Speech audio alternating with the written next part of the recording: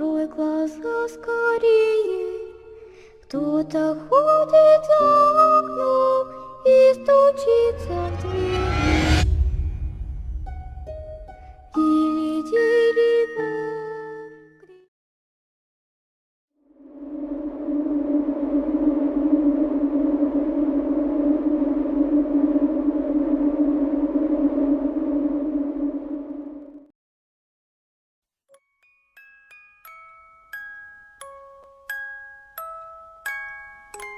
Ana le gustaba ser voluntario en el pabellón psiquiátrico de su hospital local. Su verdadero trabajo era corredor de bolsa, pero el estrés a veces lo agobiaba y necesitaba una vía de escape. En el pasado, había recurrido al alcohol para aliviar la presión, pero eso lo había llevado a lugares que esperaba no volver jamás. No sabía por qué le ayudaba tanto estar en el hospital. No le gustaban especialmente los locos con los que lo obligaban a trabajar. De hecho, pensaba que la mayoría eran incurables. Suponía que era Ana la que lo hacía volver. Ana era solo una niña, de 10 o 12 años como mucho. No debería haber estado en la sala con los adultos, pero su pequeño pueblo no era lo suficientemente rico como para tener viviendas separadas para menores.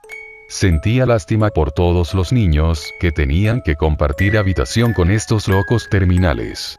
O lo sentiría, si Ana no fuera la única menor de 35 años. Eso solo lo entristecía aún más, suponía. Sentía la necesidad de proteger a esta niña de la aterradora compañía que tenía, así que se había prometido no irse nunca mientras ella estuviera allí. Ana era probablemente la persona menos trastornada de ese hospital. Sentía una ansiedad terrible cada vez que salía del edificio. Decían que si se iba, probablemente moriría del susto. Lo único que parecía tranquilizarla era hablar, así que él le hablaba durante horas, incluso de los temas más triviales. Sentía la necesidad de saberlo todo sobre ella. Una necesidad que trascendía lo que probablemente debería haber sido adecuado para su relación. Pero Ana parecía tan feliz cuando él hablaba con ella que nunca soportaba separarse de ella mucho tiempo. El único tema que evitaban eran sus razones para estar en la sala. Él sentía que, si había una razón, ella se la diría a su debido tiempo, y que si la presionaba, podría romper la conexión que tenían el uno con el otro. Su vínculo se fortalecía cada día. Eran casi tan cercanos como hermano y hermana, tan cercanos que él ya no fingía trabajar en el hospital. Dejó su trabajo como voluntario y venía todos los días, solo para estar con ella. Incluso parecía ayudarla con su ansiedad, hasta que un día la encontró hecha un ovillo en su litera, sollozando en silencio. Cuando le preguntó qué le pasaba, finalmente le contó por qué estaba en el hospital. Ella y su madre habían tenido un accidente de coche con un conductor ebrio. Su madre falleció a consecuencia de ello, y ella tuvo que ser hospitalizada. No habló durante meses después de eso. De hecho, solo había empezado a hablar cuando él empezó en el hospital. Conmovido por la idea de que podría haber contribuido a la curación de Ana, se atrevió a preguntarle si habían atrapado al asesino. Ella le respondió que no, que por eso no podía irse, que tenía tanto miedo de que la buscara. Intentó consolarla, diciéndole que un conductor ebrio ni siquiera la recordaría, pero nada sirvió. Finalmente, desesperado, prometió matar al conductor si alguna vez lograba acercarse a ella. Eso llamó la atención de Ana, y aunque la brutalidad de la declaración la impactó, al menos la hizo dejar de llorar.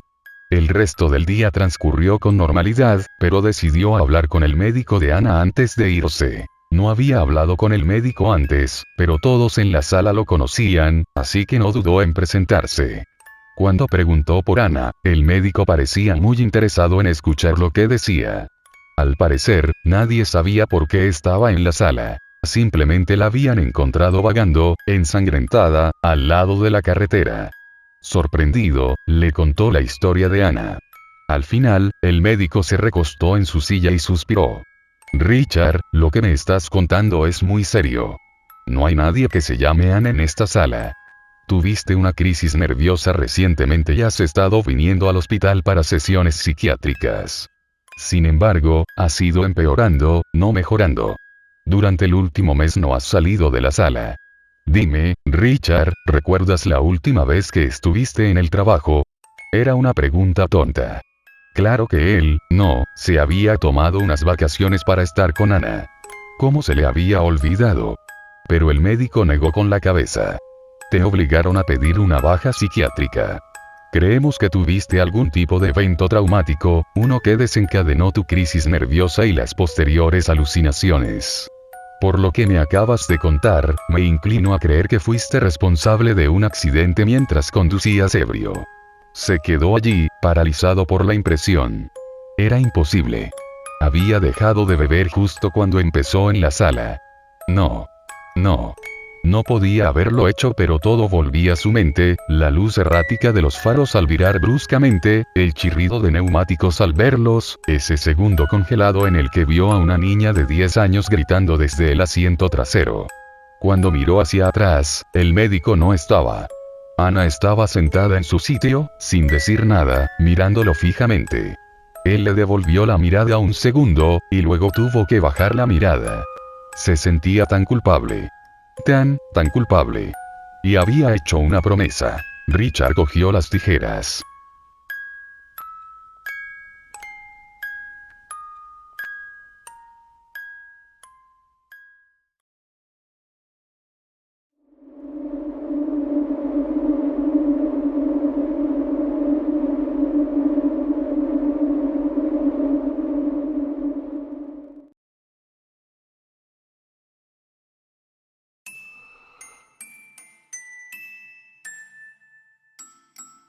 Hospital Aguirre. Vacaciones de invierno. Por fin, iba a volver a mi isla natal, Puerto Rico, para pasar tiempo con mi familia. Este semestre fue bastante duro, pero necesitaba unas buenas vacaciones. Sin embargo, esta vez quería hacer un viaje por carretera a mi pueblo natal, Salinas. Nací en un hospital en una pequeña comunidad llamada Aguirre, pero nunca lo había visto personalmente, al menos no que yo recuerde. Por lo que leí, el hospital estaba abandonado, pero aún seguía en pie. Mi mamá no quería que fuera, pero no me dijo por qué. Pero no me importó. Ya sabes cómo son las mamás. Se preocupan por todo. El trayecto duró aproximadamente 1 hora. Aguirre estaba bastante bien escondido en las calles secundarias del pueblo. Pero finalmente lo encontré encaramado en una pequeña colina. El hospital tenía 2 plantas, y una buena cantidad de follaje bloqueaba las escaleras de la entrada principal. De hecho, parecía que el edificio no me quería allí. Sorprendentemente, no había muchos grafitis. Normalmente, edificios como estos están cubiertos de grafitis. Solo pude distinguir una palabra de lo poco que había: muerte. Pero estaba cortada en la T.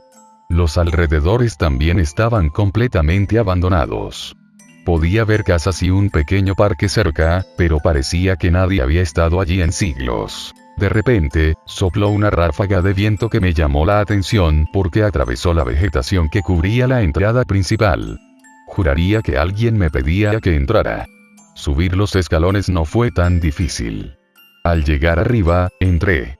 El lugar era un desastre. El suelo estaba cubierto de baldosas de linóleo. Había polvo por todas partes, y sentía como si respirara grandes cantidades de él con cada respiración. Tampoco vi equipo médico ni camas. Lo único que había eran inodoros viejos y secos. Pero lo que sí me llamó la atención fue un pequeño rastro de gotas de sangre seca que iba de una habitación a otra. Revisé la habitación más cercana y vi una enorme mancha de sangre seca en el suelo. Las gotas parecían empezar allí, como si fuera la primera gota de sangre. Desde allí, las gotas continuaban por la habitación y se detenían justo delante de la ventana. Gotas más pequeñas, como si rociaran el marco de la ventana. Pensé en un médico tirando un trozo de cuerpo por la ventana, o algo así. Me habría mentido si hubiera dicho que la imagen en mi cabeza no era un poco cómica, por grotesca que fuese. De repente, un ruido de arrastrar los pies se escuchó a mi derecha, y vi brevemente una pequeña sombra que se precipitaba por el pasillo. Corrí tras ella. El pasillo giró a la izquierda y luego a la derecha, donde se convirtió en un pasillo más grande con más puertas a los lados y una gran salida que dejaba entrar la luz. Lamentablemente, no vi nada. Sin embargo, vi pequeñas columnas de humo que aún danzaban en el aire, así que definitivamente había algo allí. Observé a mi alrededor y noté otro rastro de sangre. Este, sin embargo, serpenteaba desde el pasillo del que acababa de salir y bajaba por el amplio pasillo hasta la salida al final. También era una línea continua, en lugar de pequeñas gotas de sangre. Fíjense que no dije que fuera un rastro de sangre seca. Lo que realmente me asustó fue el susurro que de repente salió de detrás de mí.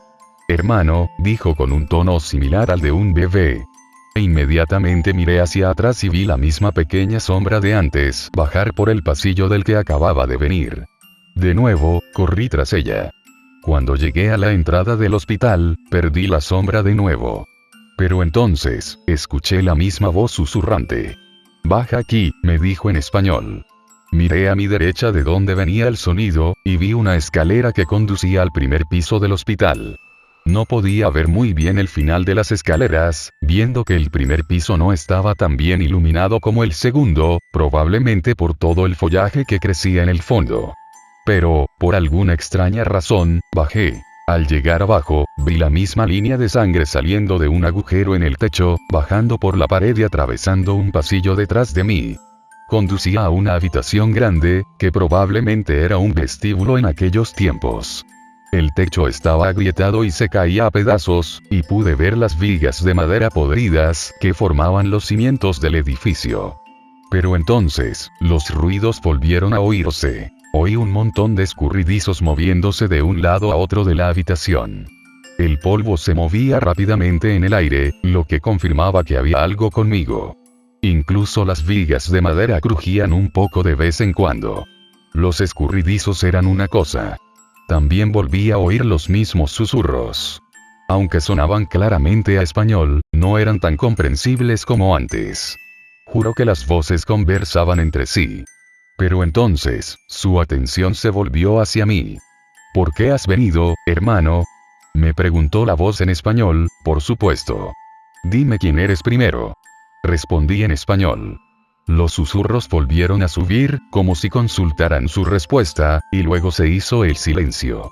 Tras esperar un par de segundos, finalmente me respondieron. Nuestras madres no nos querían. Nuestros padres ansiaban deshacerse de nosotros. Vinieron a este hospital para deshacernos. Como basura, nos arrojaron al sol abrasador. Pero nuestra supervivencia no fue su decisión. Nos quedamos en este mundo, igual que ustedes decidieron quedarse. Sus palabras me confundieron por completo. Sin embargo, no tuve mucho tiempo para pensar. De repente, una puerta se abrió con un crujido junto a mí. Lo vi. Un bebé salió gateando de la habitación. Tenía las piernas deformadas y el cuerpo empapado en sangre. Le manaba bilis por la boca, y juraría que intentaba sonreír.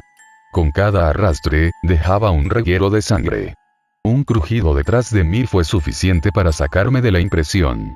Cuando me giré, vi a más de ellos arrastrándose hacia mí. Y arriba, en las vigas de madera, los vi bajar a una velocidad increíble. Mi mente no lo soportaba. Pasé corriendo al primero, subí las escaleras y salí del hospital. Justo cuando subí al coche, oí susurros. Vuelve con nosotros, hermano.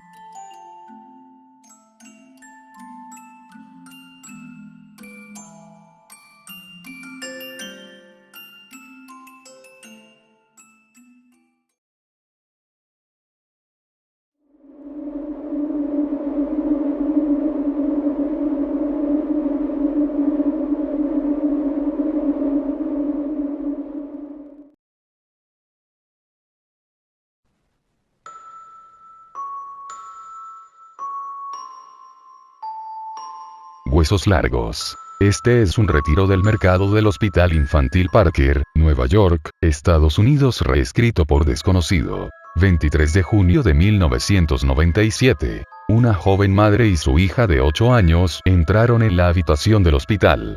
Las manos de su hija estaban cubiertas de vendajes, con pequeñas manchas rojas, presumiblemente de sangre de la niña. La madre miraba a todas partes menos a su hija. Se golpeaba las rodillas con las uñas largas, desesperada porque una enfermera la ayudara. Una enfermera se dio cuenta rápidamente de los vendajes ensangrentados y se acercó a la madre. Señora, ¿su hija está bien? La mujer dio un salto, sorprendida de ver a la enfermera allí de pie. Movió la cabeza con expresión angustiada. No. Si lo fuera, ¿por qué estaríamos aquí? Espetó la mujer rápidamente. Era evidente que se había apresurado para llegar. Señora, cálmese, venga, estamos aquí para ayudarla. La enfermera respondió con calma, indicándoles que la siguieran. La madre corrió por el hospital, sujetando el brazo de su hija, intentando mantener la mano lo más lejos posible de la suya. La hija, sin embargo, tenía una expresión vacía, como si no pasara nada. Era como si estuviera sedada. Después de caminar hasta la sala de revisión, la enfermera baja a la niña y le hace algunas preguntas.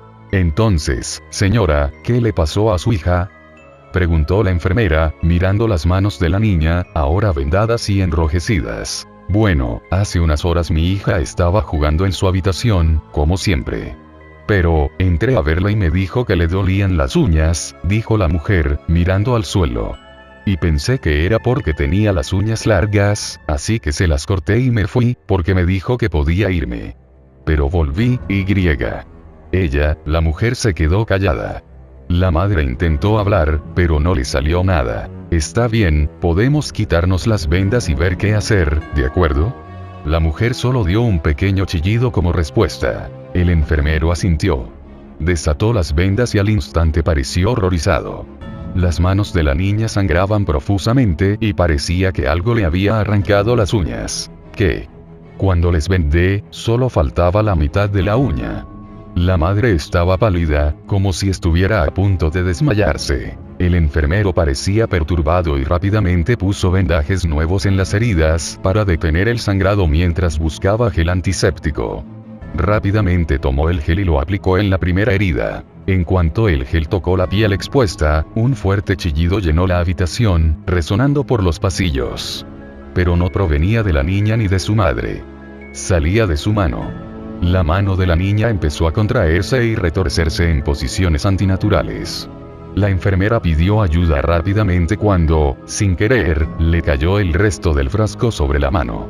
La mano de la niña empezó a moverse como una araña alrededor de la mesa, emitiendo un chillido tan fuerte que a la enfermera le empezaron a zumbar los oídos. Varias enfermeras más entraron corriendo debido al ruido y vieron a la enfermera sujetando la mano, que ahora tenía tanta fuerza que tuvo que usar todo su peso para mantenerla abajo. Una enfermera corrió a buscar un sedante.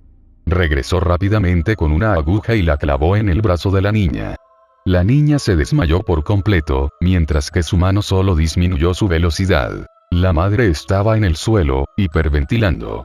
La mujer fue rápidamente escoltada mientras la niña era llevada a una sala de reconocimiento donde un cirujano y un médico la examinaron. El médico miró con horror la radiografía que le tomaron de la mano. Parece que hay un segundo juego de huesos sobre sus propios huesos, dijo el médico lentamente, mirando la mano temblorosa, que sangraba incontrolablemente sin importar lo que hicieran. El cirujano y el médico concluyeron que la única forma en que esta niña podría vivir normalmente era extrayéndole el supuesto segundo juego de huesos. 24 de junio de 1997.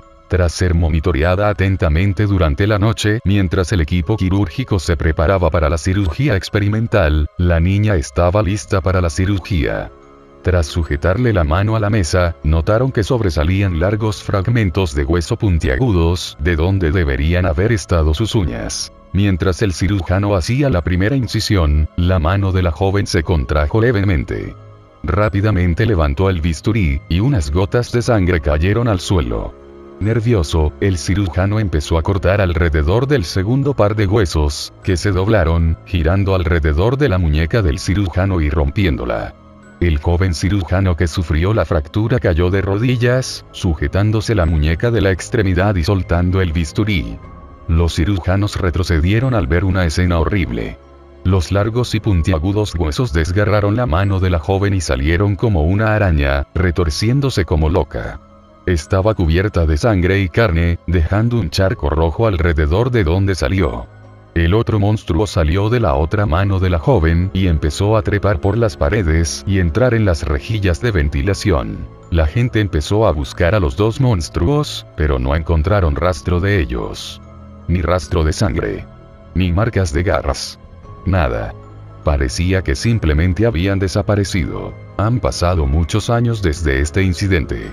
La niña, a quien le amputaron ambas manos rotas, vive sola con su esposa en algún lugar de Europa, lejos de su trauma pasado, incluso después de años de terapia. Y los dos monstruos nunca fueron encontrados, y nadie más fue visto con un caso similar. Nadie sabe a dónde fueron esas cosas ni qué eran hasta el día de hoy. Pero, una cosa está clarísima. Siguen ahí fuera, buscando.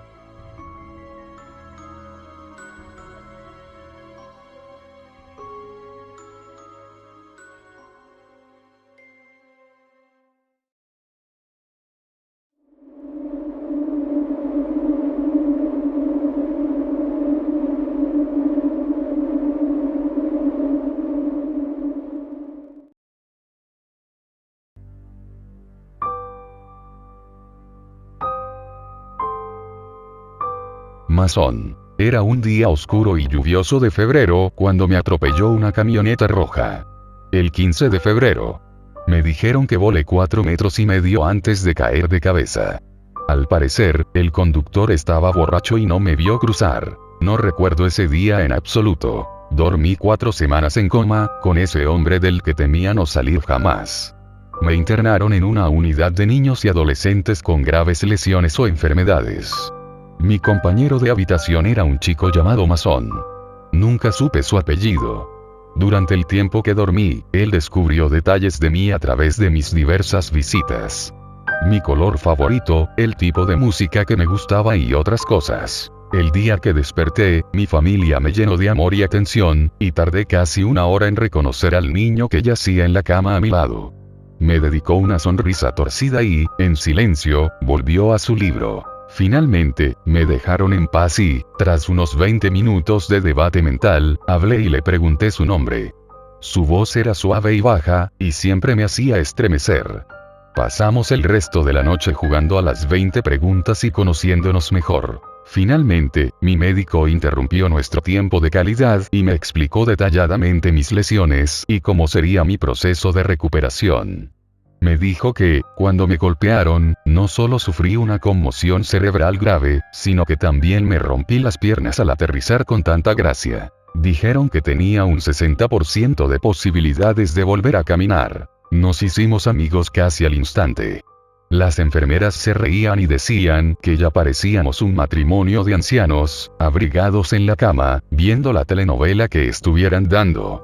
Masón me dedicaba su sonrisa característica mientras yo, sonrojada, hundía la cara en su pecho. Masón y yo tuvimos nuestros días buenos y malos.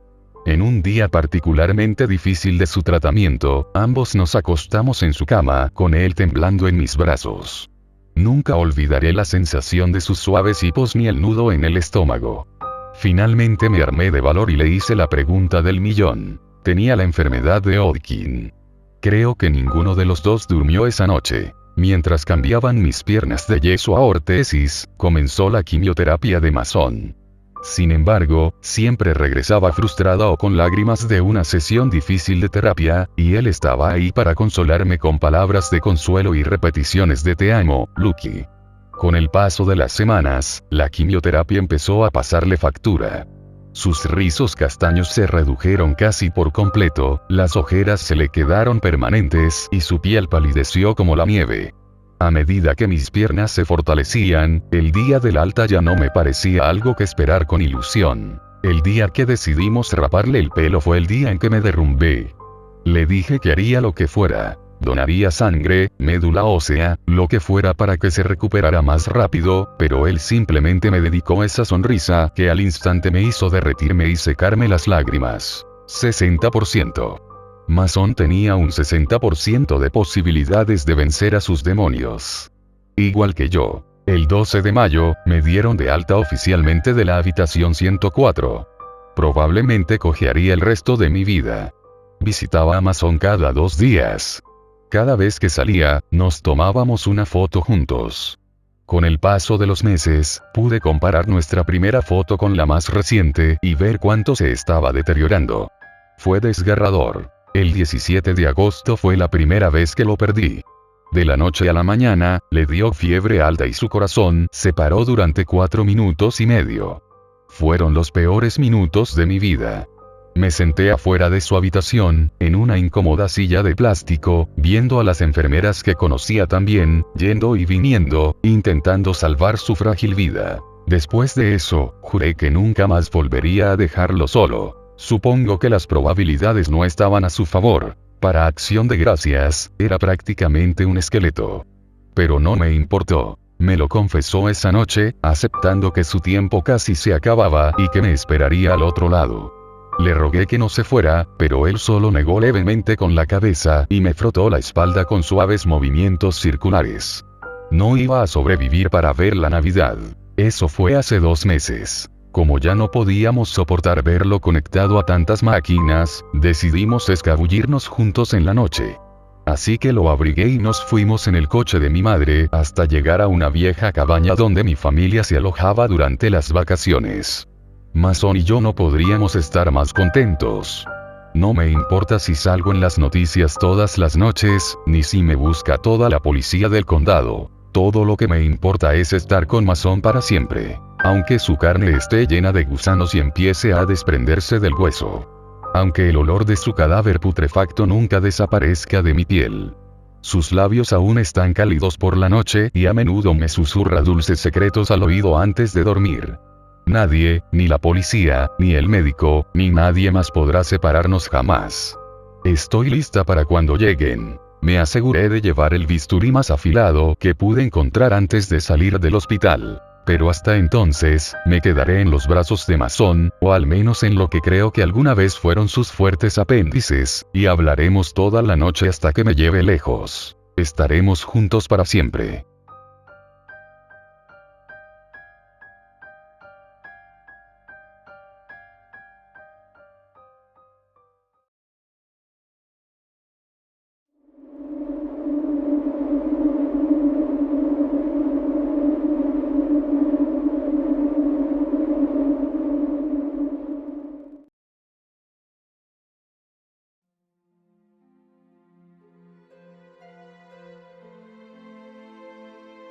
Amor de la reina. No soy nadie. Por eso me eligieron. Sabían que si desaparecía, a nadie le importaría, nadie lo notaría. Soy un conejillo de indias perfecto, débil pero sano, sin ataduras, fácil de sujetar y que podría quedarme indefinidamente sin posibilidad de que me buscaran. Y, además, tenía otras características que le interesaban, y que probablemente me salvaron la vida. Pronto verás cuáles son. Era verano y necesitaba trabajo si quería sobrevivir sola después de que me echaran de casa de mis padres. No tenía ninguna cualificación y las tiendas locales no contrataban. Estaba sentada en una hamburguesería, mirando Craigslist en mi portátil, cuando vi un mensaje. Estudio clínico, $3,000 a la semana. Miré mi cuenta bancaria y les envié un mensaje, ofreciéndome como voluntaria sin pensarlo 2 veces. Me quedaban 3 días para dormir en la calle y tener que mendigar, así que mis opciones eran limitadas e hice lo que tenía que hacer. Así fue como terminé atada a una silla, con un médico espeluznante llenando una jeringa incómodamente grande. Su tacto me persigue hasta el día de hoy. La enfermera lo observó mientras tomaba la aguja y la introducía, inyectándome un líquido transparente que no pude identificar. Su otra mano me sujetaba la mano con suavidad, como un padre sujetaría la de su hijo. Suave y delicada. No sentí nada, era solo un placebo. Cuando miré el estante del que sacó el vial, vi que los demás eran morados, los míos eran los únicos transparentes. En ese momento, estaba encantada. Un médico raro me había inyectado suero salino por $3,000 a la semana durante 3 meses. Me dio el alta y me permitió irme a casa, así que fui a un hotel cercano a dormir hasta el día siguiente. Desayuné en un restaurante de comida rápida y conduje de vuelta al centro de investigación. Entré y él me esperaba allí con su bata blanca, su pelo negro azabache creaba un marcado contraste que me reconfortó. Pasaron los días y recibí mis pagos a tiempo. Siguió poniéndome más y más inyecciones, y su mano cariñosa me sostenía la mía cada vez. Luego, unas semanas después del experimento, me detuve al salir para ver a los demás. Nunca lo había hecho antes porque él siempre estaba allí esperándome, sin importar cuánto subiera, sonriendo en la puerta. Pureza. Gritaba siempre, entra, te estaba esperando. Como un reloj, siempre era lo mismo, y me dijo que volviera mañana a la misma hora, que las citas eran innecesarias. En fin, ¿dónde estaba? Ahí van. Ellos. La gente de la sala de espera, a los que siempre ignoraba como si fueran los indigentes que ves al lado de la carretera. Ojalá no hubiera mirado, ojalá me conformara con el dinero y su toque, pero no era así. Solo tenía que mirarlos. Todos me miraban con la mirada perdida, todos. Me quedé paralizado y los miré fijamente, y sentí la misma sensación que se siente cuando uno se da cuenta de algo importante, pero mi mente estaba en blanco. Tenía miedo, así que mis instintos asesinos se apoderaron de mí. Por desgracia, esos instintos me llevaron a volver a la habitación, directo a sus brazos. Sus brazos, tiernos y cariñosos, me rodearon, y me aferré a ellos mientras todos miraban fijamente por la puerta. Les grité que se dieran la vuelta, y lo hicieron, sin pensarlo 2 veces.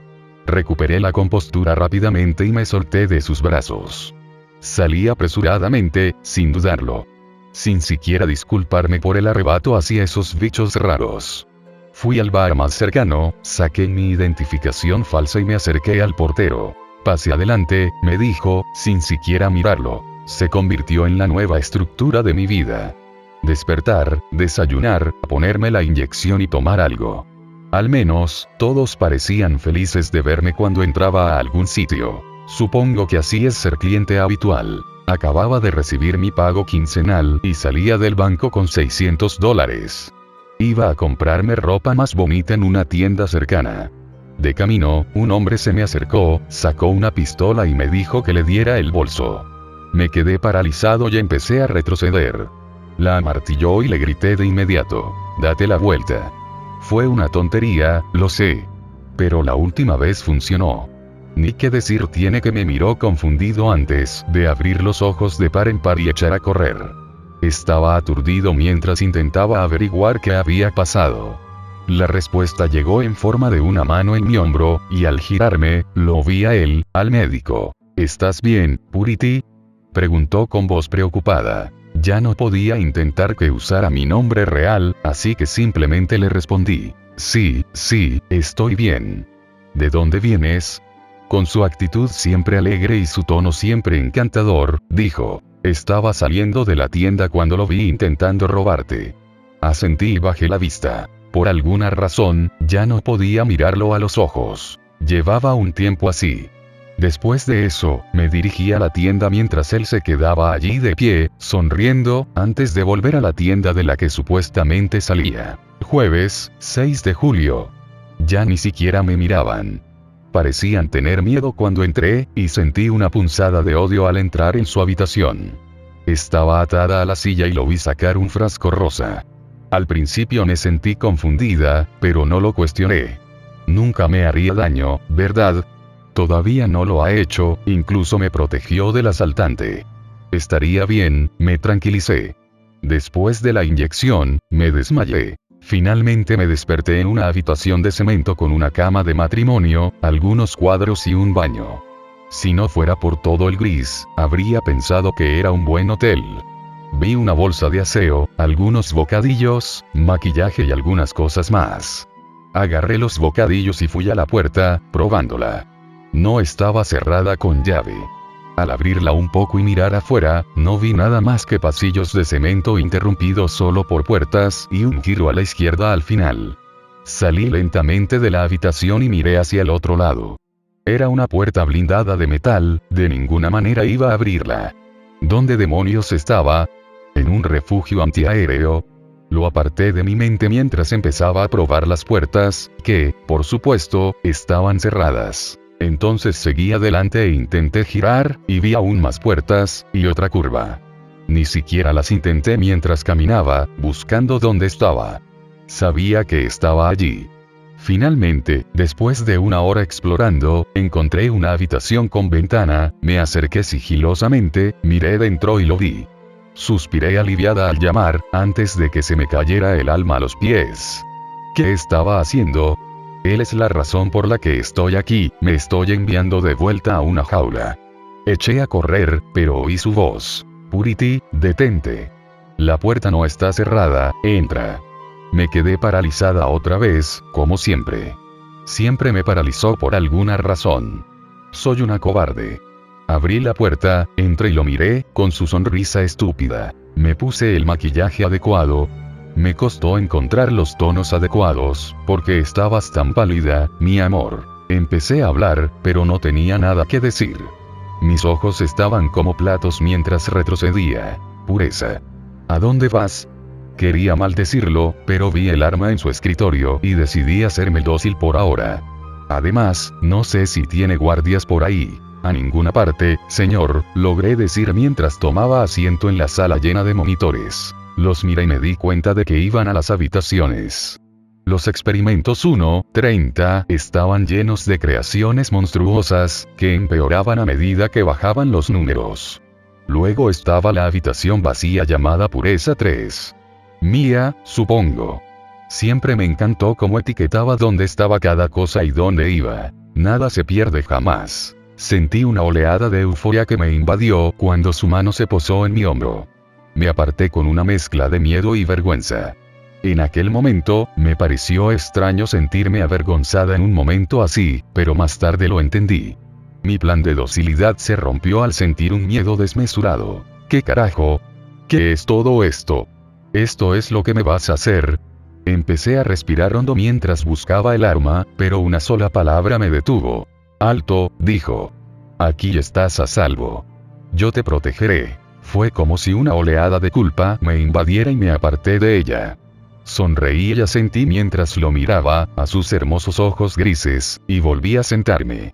Las drogas habían hecho efecto, y junto con mi desesperanza, cedí y lo dejé ganar. Tenía tanto miedo, era una persona tan débil de voluntad, que jamás haría nada para detenerlo. Además, dijo que me protegería, ¿verdad? No les haría lo que les hizo. Buena chica, Purity, dijo, haciendo una pausa antes de continuar, me alegra que hayas recuperado el sentido común. Odiaría que terminaras como 1 y 2. En ese momento, estaba confundido, pero ahora me alegro de haberme portado bien. Ahora vivían en agonía, obligados a hacer lo que hacen. Me alegro tanto de haber recuperado el sentido común por él. Se recostó y miró las pantallas, rodeándome con su brazo mientras hablaba. ¿Quieres saber por qué te hicieron caso? A lo que simplemente asentí.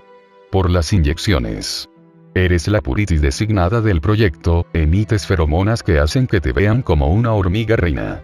Claro, se produce cierta degradación mental como efecto secundario, así que no puedo ser yo quien controle, ¿entiendes? Terminó. Entonces comprendí por qué nunca los vi levantarse y caminar. Probablemente estaban atados hasta que entré, para que se aturdieran con mi olor antes de liberarlos cuando terminara. Me senté allí, abrazándolo mientras lo procesaba todo. Me dio una piruleta, se recostó en su silla y me jaló hacia él, y ahí es donde terminaré. Pasaron cosas, pasaron los días, la idea de escapar abandonó mi mente por completo, y los experimentos crecieron y evolucionaron hasta que la última generación se mantuvo completamente humana. Lo ayudé en todo, convirtiéndome en su asistente. Y él me enseñó a ser médico, a curar sus heridas cuando curaban y a diagnosticar enfermedades. Era médico en todo menos en el título para cuando todas las habitaciones se llenaron con su 9ª generación. Les enseñé qué decir y hacer una vez que fueran liberados, y los dejamos ir para que comenzaran con la siguiente generación. Parecían reacios a dejarme, pero les aseguré que eventualmente volvería con ellos, para guiarlos. Sabía que era mentira. Cumpliría 30 años antes de que tuviéramos el número mínimo de sujetos para que se volviera autosuficiente. Pero estaba bien, era feliz ayudándolo a él, mi dueño. En ese momento, me permitieron tener acceso a internet en mi habitación, y así fue como terminé aquí, escribiéndolo todo. Resulta que el líquido transparente era para aumentar mi docilidad y reducir mi fuerza de voluntad, además de programar mi cuerpo para que liberara las feromonas adecuadas. El rosa solo era para conectar sustancias químicas. Así que me imprimía con él, ya que sería la primera persona que vería aterrorizada. En fin, te aseguro que vale la pena. Si alguna vez ves nuestro pequeño estudio, inscríbete y disfruta del dinero. A estas alturas, es casi completamente inofensivo. Sin embargo, debo decirte que si te dan uno transparente, está envenenado. Y si el veneno no te mata, lo haré yo, por intentar quitarme el puesto. Me dejó arreglar el nuevo lugar donde vivimos. Ahora, en lugar de gris, es de un blanco limpio y bonito, y mi habitación de un rosa agradable. Es tan espacioso comparado con el espacio inicial que, gracias al 20% de los sueldos de los sujetos, podríamos permitirnos un complejo de 100 habitaciones, que es básicamente un hotel subterráneo. Si terminas aquí, te recomiendo la máquina de yogur helado que le convencí. Además, asegúrate de no ponerte violento. Los sujetos que cooperan pueden moverse libremente por las instalaciones, e incluso pueden ganar cosas divertidas extra en el economato si aceptan un trabajo dentro. ¡Qué ganas de conocerte! Ha empezado a dejarme realizar mis experimentos con varios sujetos a la vez, y he logrado avances increíbles con CRISPR. Visión nocturna, audición mejorada, garras, dientes extra, sangre rosada. Tengo plena libertad aquí abajo, y no importa lo que les haga, los sujetos simplemente sonríen y lo aceptan, mis buenos zánganos. A veces, incluso tengo un par de ellos en mis aposentos como guardias. ¿No sería divertido convertirse en el sirviente personal de la reina? Y ser mejorado más allá de lo que cualquier humano normal podría ser. Mis drones siempre me dicen lo mucho que disfrutan de los experimentos. Apuesto a que tú también los disfrutarías. Lamento mi mala calidad de escritura. Los centros de lenguaje fueron los más afectados por los químicos. Cuando estoy con los drones, normalmente hablo de forma no verbal con lenguaje corporal y feromonas. En cualquier caso, pronto publicaré sobre mis propios experimentos. Espero que esto anime a algunos de ustedes a unirse a nosotros. Solo asegúrense de quemar sus naves antes de irse. No querríamos que nadie los buscara, ¿verdad? De hecho, podría presentarte la oferta yo mismo. Me han dado el visto bueno para arriesgarme. Hay suficiente población en la ciudad susceptible a mí como para que el jurado no me condene. Además, no creo que esté en posición de discutir después de asegurarme de que siempre me amaría. El nuevo tratamiento funciona de maravilla. Espero que me quieras tanto como los demás. Odio tener que sacrificar a mis drones, mi amor. Así que, por favor, no te resistas demasiado. ¿De acuerdo? Lo harás por mí, ¿verdad? Te quiero, mi pequeño dron, y prometo protegerte, lo prometo.